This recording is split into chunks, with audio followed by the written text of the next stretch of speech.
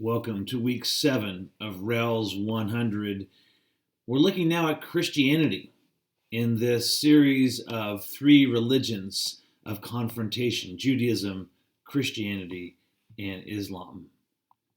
Sometimes the best way to understand a religious tradition is to think about the effect that the leader has had on the history of the world, honestly. And here's a devotional approach, a summary of the effect of Jesus' life. He was born in an obscure village, the child of a peasant woman. He grew up in another obscure village where he worked in a carpenter shop until he was 30, when public opinion turned against him. He never wrote a book. He never held an office. He never went to college. He never visited a big city. He never traveled more than 200 miles from the place where he was born. He did none of the things usually associated with greatness. He had no credentials but himself. He was only 33. His friends ran away. One of them denied him. He was turned over to his enemies and went through the mockery of a trial. He was nailed to a cross between 2 thieves. While dying, his executioners gambled for his clothing, the only property he had on earth.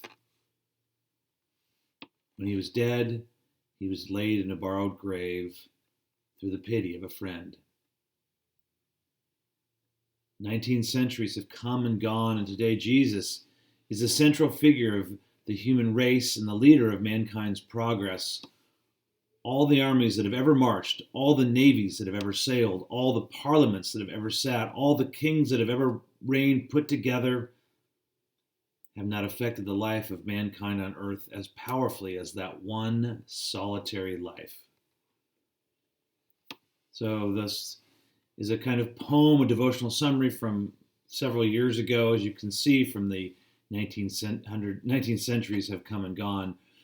And I list on the accompanying slide places where you can hear different people read this, including Bing Crosby, Ronald Reagan, and the Christian singer Michael W. Smith.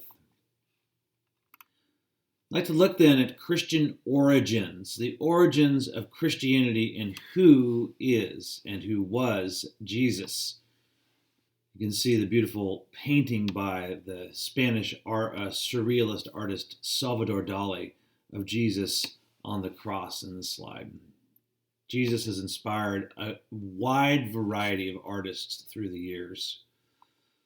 I want to begin with something that's actually incredibly important. What did Jesus look like?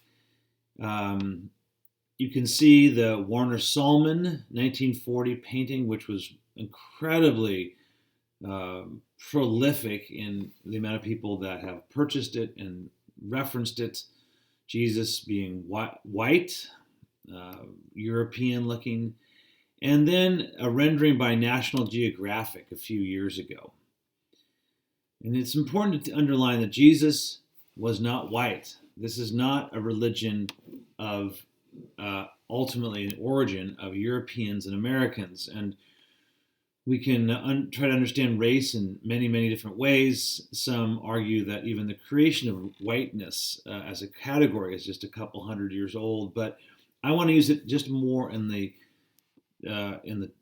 understanding of the tone of the skin was not light skin. Jesus was not a light skinned person. Jesus most likely had brown eyes, dark brown to black hair, and olive brown skin. This comes from scholars like Marcus Borg and Joan Taylor. He may have stood about 5'5" tall, which would have been the average height of the time. So one of the things that we'll see as they project various images of Jesus is that people have made Jesus into the image of their culture. And why is it that different images have created Jesus, particularly to be white? And this is of significance in our country today, in which so often Christianity it has been and still is associated with a kind of white nationalism. So here's from another shot that you'll see, and from Wikipedia. The term Semite means a member of any various ancient and modern Semitic-speaking peoples originating in the Near East, including Hebrews, Israelites, Judeans, and Samaritans, Bahrainis, Syriacs, Arabs, etc.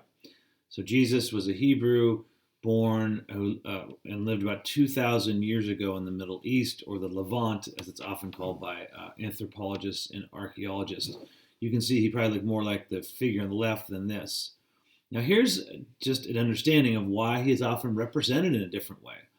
99% of people never move further than 100 miles from their place of birth in their lifetimes.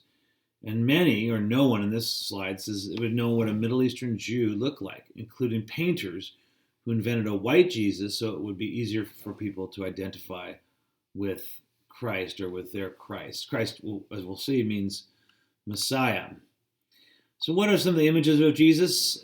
Here I project 7. Jesus, the shepherd with the little sheep. Jesus, dark-skinned with dreadlocks. Jesus with 2 pictures from Catholic devotional literature with the Sacred Heart.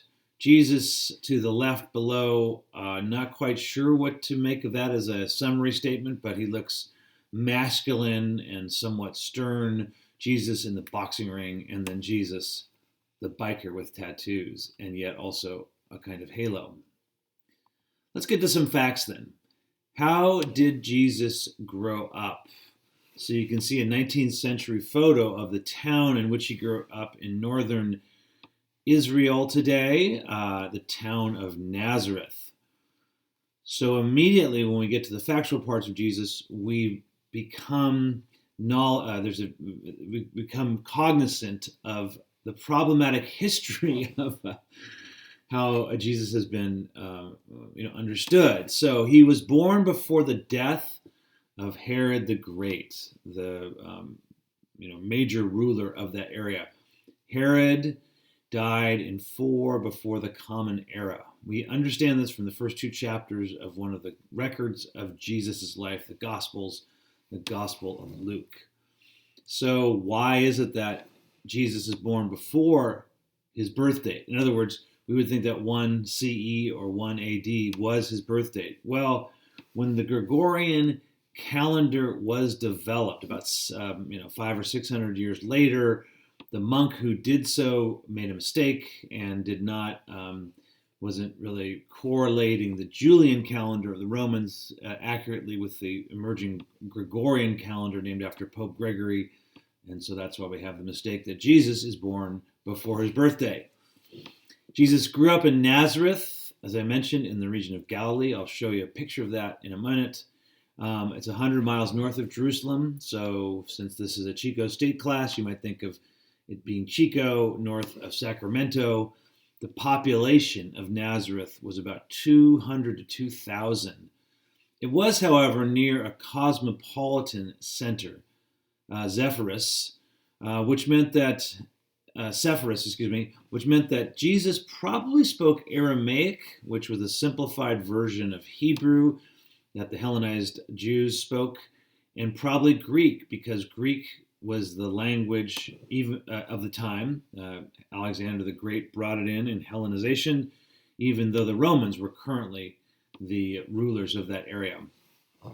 In the texts of the Bible, he's called a tekton, which means a maker of wood products. That's where we get the idea that Jesus was a carpenter, and he went to Jerusalem for festivals, so Jewish festivals. So we see him as an observant, not just fairly observant, as an observant Jew. He learned Shema, that's from Deuteronomy chapter 6, verses 4 through 6. Hear, O Israel, the Lord our God is one, and you shall love the Lord with all your heart, soul, and strength. That's something that pious Jews would recite regularly. He learned Torah, which is we learned are the first 5 books of the Bible, and it appears that he would have observed Sabbath, Shabbat, the 7th day, or Saturday. So we're looking at Jesus as a historical figure. This is the so-called study of the historical Jesus. We didn't really have a figure as clearly related. The one figure is clearly related to the origins of Judaism. Of course, there's Abraham, and there's Moses, and there's David, etc. But with Jesus, you really wouldn't have Christianity without him. And so it's important to study Jesus as a historical figure, and I'll get to this more in a minute, but to see what history unfolds us. So in case you've watched the video Zeitgeist and some other videos like it on YouTube that assert that Jesus may have never existed, it's from a historical perspective, that's a very flimsy assertion. We'll note that the Roman Emperor Tiberius, contemporary of Jesus, had biographies by 4 people: Valerius, Paterculus, Tacitus, Suetonius, and Dio Cassius, and only the first was directly connected with Tiberius. So we're going to find that Jesus' best records are from the 4 gospel writers, but also there are records from other contemporary historians, Jewish and pagan historians. But there are 10 points of history according to various sources. Around 30 or 33 of the Common Era, Jesus was crucified. That means killed by capital punishment on a cross. And since many of you have watched Game of Thrones, I don't need to explain, as I often did in past years, what crucifixion looks like. I'll get to that a little more later in these weeks on Christianity and how crucifixion was set up. In 49 of the Common Era, Claudius expels the Jews from Rome. Why is that important? Because it's done because it seems like there's a inter-Jewish struggle over this, over Jesus, whether Jews should accept Jesus as Messiah or not. We know that the Apostle Paul, one of the first Christian leaders, is preaching in the Greek city of Corinth in 49 to 51 of the Common Era. In 62, we know that James, Jesus' brother, is killed in Jerusalem, and that's also attested in the Jewish source of history, Josephus. In 64, the Emperor Nero wants to remake Rome. He has it burned, and he blames it on this little band of Christians, according to a contemporary historian, and so persecutes Christians in Rome. In 70, we have the fall of Jerusalem, which connects with various other texts about Jewish movements, included in that Christian movement, that is Jesus as the Jewish Messiah. Around 90 of the Common Era, the Emperor Domitian investigates relatives of Jesus, according to the official records, asking about the origins of this movement. In 110 to 114, we see from Pliny's letters that there are persecutions of Christians in Bithynia. In 110 to 117, we read from the early Christian leader, the Bishop Ignatius, about from his letters and his martyrdom. And in 155 or 156 of the Common Era, there's records of the Bishop Polycarp being martyred. So that fixes the history of Jesus in an important way. All right, I told you I'd show you the world of Jesus. So if you look at the map to the right of the Mediterranean Ocean, the arrow points you to the map on the left. It's a close-up of what we know today as Israel, split into various regions. You have Samaria, Judea, Galilee, and Galilee and Judea are going to be the primary places where Jesus is involved. You can see, if you look at it closely, that Nazareth and Capernaum is up there. Capernaum is really the place where Jesus made his home, his house, not his house exactly, but his home on top of the Sea of Galilee, or the Lake of Tiberias would be the Roman name. It's really a freshwater body, so probably lake is a better word for it. Flows down by the Jordan River into the Dead Sea, which you can see, and we'll be talking about. I've already talked about the Dead Sea Scrolls, which are from that area. You can see near there where Jericho is, and then over up into the mountains, Jerusalem and Bethlehem, which is the place where Jesus is said to be born according to the Bible. Let's look at the historical Jesus and what Jesus scholars have come to outline as his life. Again, I'm seeking to recreate Jesus of Nazareth on historical facts alone. So here's the difference between history and theology, that we can say Jesus died. That's the best attested historical fact of his life, from not only the Christian sources of the New Testament, but also non-canonical or non-biblical gospels and other historical sources. To say Jesus died for our sins gives it theological significance. We'll see this is true of Muhammad as well, although there really isn't the same kind of search for the historical Muhammad at the same degree of intensity, you might say, and what's the word, with the number of pages that have been, written about this. But anyway, that's the difference. There's the A part, the scholars looking at Jesus died, and B, the significance for our sins. For those who hear this and are Christians, this doesn't mean that you can't make the assertion B, but it just means that historians can only say that people made that assertion of the theological significance. That's at least according to the historical Jesus studies. The three most prominent scholars today are N.T. Wright, John Dominic Crossan, and Marcus Borg, or three of the most prominent. It might be a better way to say it. There are many, many people who do this work. Marcus Borg is a little more liberal, Wright more conservative. The two of them together wrote a fabulous book called The Meaning of Jesus, Two Visions, where they have a dialogue between the two. More popularly, Jay Perini wrote a nice, very readable biography of Jesus. He's a literary, a scholar of literature at Middlebury College. Bill O'Reilly and Martin Dugard wrote a very readable novelist, fictional-like approach, historical fiction to him. At any rate, those are people who have reconstructed the life of Jesus, this fascinating person who obviously has affected human history in a profound way. In his late 20s or early 30s, he spent time with his cousin, who was a preacher of the end times, the apocalypse, the apocalyptic preacher John the Baptizer. Don't really want to call him John the Baptist. He's not a Southern Baptist, but he baptized people. That's why he's John the Baptizer. Jesus is memorable, if nothing else, because he was verbally gifted with wit, with aphorisms, with parables. I'll get into those in a moment. He taught about God's kingdom. We know this from the first chapter of the book of Mark, one of the gospel records in the Bible, and the fourth chapter of the book of Luke.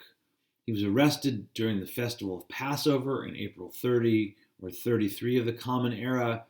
His official crime by the Romans was setting himself up as king, which is sedition. That's in the 15th chapter of the book of Mark. The religious side is he judged the temple. So he's condemned by both Jewish authorities, but he was put to death by the Roman government, by Pilate. So I'm going to make that distinction because there has been a deep tradition of anti-Semitism in the Christian church, and we want to be careful of who actually put Jesus to death. It was the Romans. And we can historically say that his resurrection, that he was brought to life, his body was no longer in the tomb, is reported on the third day afterward. So that's the overview of Jesus' life. For today, I want to just do two more things. Say that there are various views of Jesus. One by Albert Schweitzer around 1900 and Bart Ehrman today is that he was an apocalyptic prophet, a prophet that was looking for the end times, and he was failed. He's just wrong. Didn't come to be true. The other second would be that he was a traveling philosopher, a cynic, not in the sense that we mean it, kind of with a negative view of life, but in the sense of the Roman philosophers of the time. That would be John Dominic Crossan's primary approach. Third would be that he was a mystical sage. He had a mystical view of the world and the world beyond the world, and he spoke words of wisdom. That would be Marcus Borg's approach. Fourth was that he was a revealer of wisdom, in Greek, Sophia. Sometimes even the Sophia is even personified as a female goddess in the Greek tradition, but in the Hebrew Bible, there's the wisdom literature. Chokmah is the Hebrew word, also feminine, interestingly enough. At any rate, Ben Witherington and Elizabeth Schussler Fiorenza would be that viewpoint. Final would be that Jesus is the resurrected Jewish king, or the Christ and the risen Lord. That would be N.T. Wright's approach from a book, for example, he wrote When God Became King. All right, let's get into just one moment of the nitty-gritty before I end this installment. So in Matthew 21:12 through 13, this is the New Revised Standard Version, which I recommend to you, and you can also find it in Philip Novak's book on page 234. Jesus goes to the temple, the center of Jewish worship. He enters the temple and drove out all who were selling and buying in the temple, and he overturned the tables of the money changers and the seats of those who sold doves. Doves would have been animal sacrifices, which was central to worship in the first century of the Common Era. And Jesus said to them, "It is written, my house shall be called a house of prayer, but you are making it a den of robbers." So this is a fascinating scene, especially when we think of Jesus meek and mild, as the phrase goes. How does that apply to a Jesus who got angry and overturned tables? I'm going to put these three scenes are on the PowerPoint slides, but I'm also going to list them separately so you can see the way that this has been depicted by movie makers. It's really fascinating. I'll close then with the center of Jesus' teaching from Luke 10:27. Jesus said to him, a man that he encountered, "What is written in the law? How does it read to you?" And the man answered, and this is how Jesus also answered, "Thou shalt love the Lord your God with all your heart and with all your soul and with all your strength." That's the Shema. And then from Deuteronomy, and then Jesus took another verse from the Torah. Let's say that fully. "Thou shalt love the Lord thy God with all your heart, with all your soul, with all your strength, and with all your mind." And then added this together with it, "and your neighbor as yourself." And concluded, "On those two commandments hang all the law and the prophets."